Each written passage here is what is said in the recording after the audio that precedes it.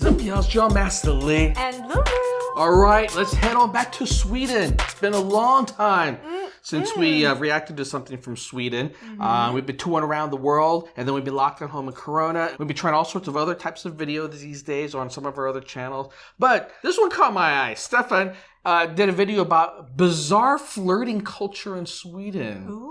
I know. Since you said I can have a side chick, I'm thinking, why not Swedish? That's right. So I need to learn the bizarre flirting culture. Because I'm bizarre, baby. Oh. So I'm having a shot. You're not flirty.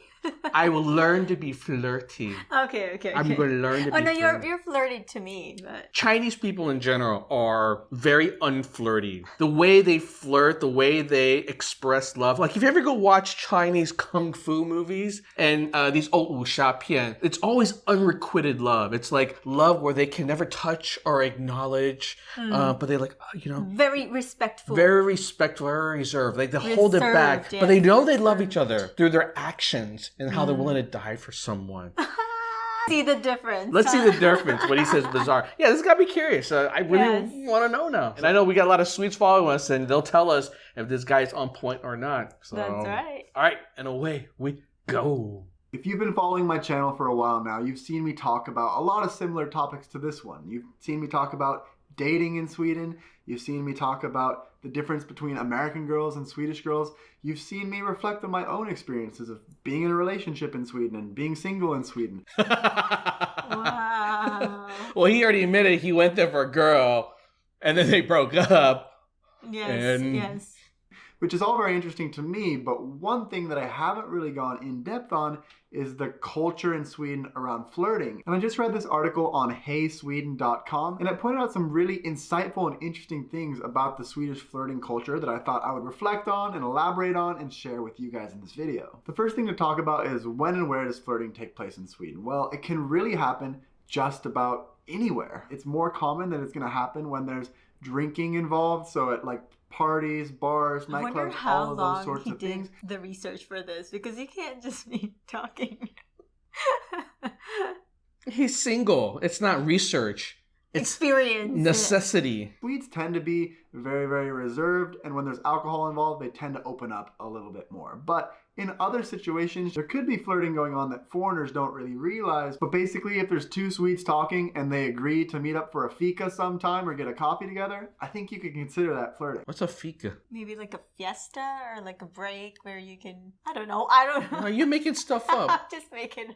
Now, if we move on to the more traditional places where you can really see flirting take place, that's going to be at parties. Now, one thing that's interesting about Sweden is they'll have pre-parties. I think this might be because the alcohol is so much more expensive when you go out to the clubs rather than buying it and having it at home. But the Swedish pre-party is actually one of my favorite parts of the night when I go out, because it's usually in smaller groups with people that are closer to each other, that know each other, and you can really get to know the people that you're with a lot better. Because when you go out to the bars or clubs, a lot of times there can be super loud music, and it's tough to even really have a conversation with somebody when you're there. So if you want to flirt with somebody, if you find somebody attractive, a great place to start is to start to build that rapport with them at a pre-party when you're in a familiar environment. I don't know how this is bizarre. They kind so of do that common. in America too. And you can talk to them and get to know them better. I would say that's the best time to really start to develop a connection with somebody. Now, pre-parties in Sweden can last a lot longer because people tend to go out later at night in Sweden than when they do here in America. I mean, it's not uncommon to go out at midnight or 1 a.m. when you're leaving a pre-party. Oh, that's really late. Wow, that's long. Jeez almighty. They just go to the club when they're drunk. Like completely drunk. That's it. Whereas in America, a lot of clubs actually close at 2 a.m., which is when the party's just getting started in Sweden. Now, out of the article, this is the part that I found most amusing because it touched on some of the differences between how Swedish men and Swedish women flirt. Here it says, how Swedish men flirt. Several female friends confirm this. Swedish men like to flirt.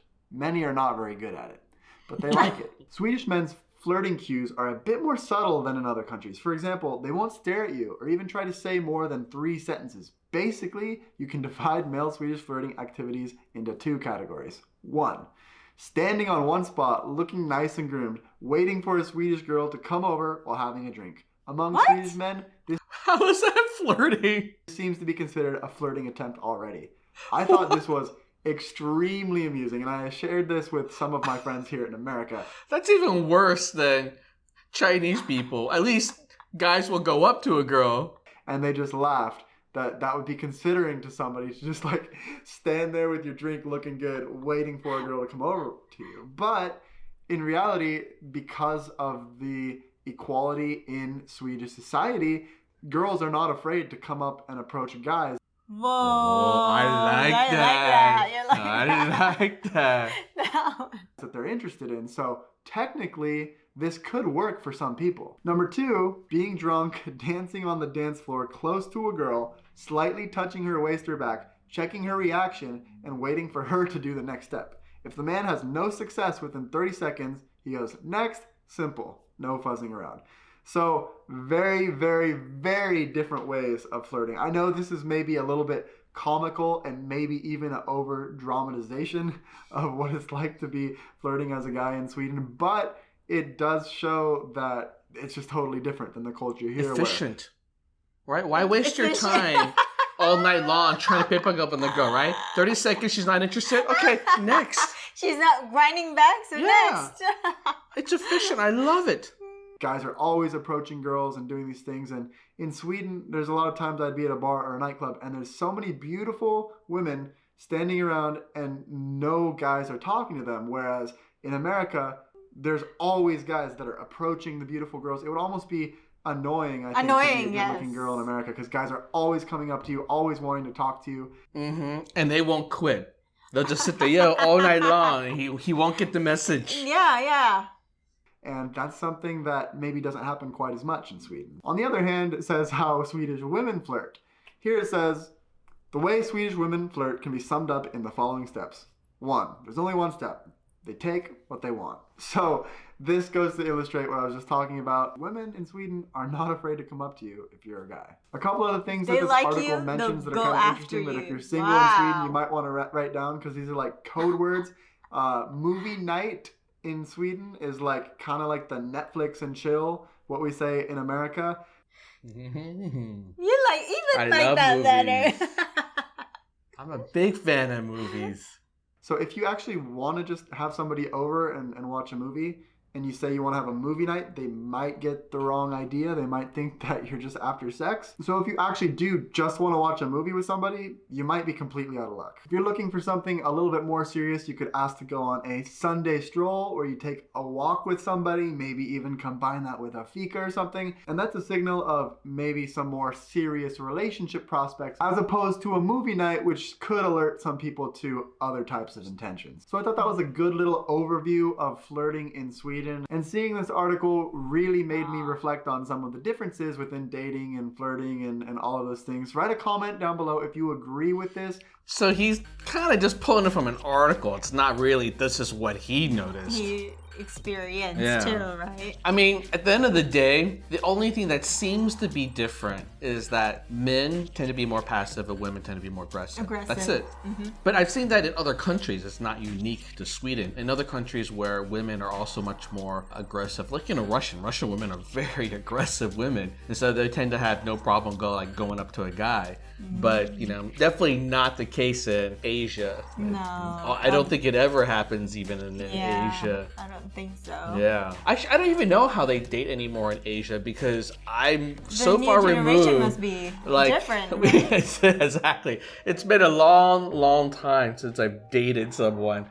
And I'm trying to think of what is the cultural norm for dating. Because when I was living in Asia, specifically Taiwan, all I know is that when I was there in high school, I was terrible at dating. And I was very terrible at dating for a long time, even through college. And you said that you can't even read the hint. I could not read the hints of women who wanted to hook trying up. To flirt with you. Yeah. I actually started to create a spreadsheet of like, was this woman in the signs? Oh because my God, afterwards, you are so nerd. I just want to understand, like, what were the signs? How many times could I have hooked up, when I was, back in college? And the answer was, so many, and I didn't. I didn't become savvy with the ladies until I was an adult. And then by then, got the confidence, and then I knew, and this was my secret. Oh. You want to know my secret? Yeah, share it to everybody. The secret is the same secret of how I live my life. Be confident. It is to be confident, but you have to put it into action. So my scenario is, you may go up to a girl, ask her out, and she may say no. And the next one might say no. And may say no 99 times. Yeah. But if that 100th one says yes, then it was all worth it. So you just learn to build the tolerance for getting Rejected. Rejected. Yeah, you just have to learn to take rejection. Because in America, it's still a scenario where it's very, very rare where women will come up to you and like ask you out. And you have to be very overt in America. Like if you're just subtle, like, hey, let's go to a movie, you could become friends for a long time. You think you're dating and she's like, no, we're really not. Like you can fall into that trap. Brother. Yeah, exactly. You're my friend. And if you get in the friend zone, oh, it's like impossible to get out of. So you really have to be overt in your intentions, and eventually you just realize it's not even about flirting, it's just like it's the confidence that you have. And I realized actually it makes it work very well, like in terms of getting that attention from women as well. I like to think that I've been able to date very, very beautiful women, bat above my or box above my weight class, as they say. I saw some of your exes, so they were beautiful. Yes, they were. Would you ever ask a guy out? Never. No, Never, I don't huh? think so. Well, you never have to. But that being said, you're also very clueless when guys are hitting on you too. So clueless when guys have like these intentions. You're lucky I'm not the jealous kind, Lulu. That's right. I know. I'm so lucky. Today we're not fighting, so I it's always good. thought it's like just a friend zone. All right, y'all. Let me know if you think, especially our Swedish friends, that this is on point or not. All right. And if there are other interesting videos of dating around the world, we'd love to check that out. This That's is an interesting right. part of life that we never get to experience anymore. So we're gonna live precariously through you all. Okay. All right, y'all. Peace out.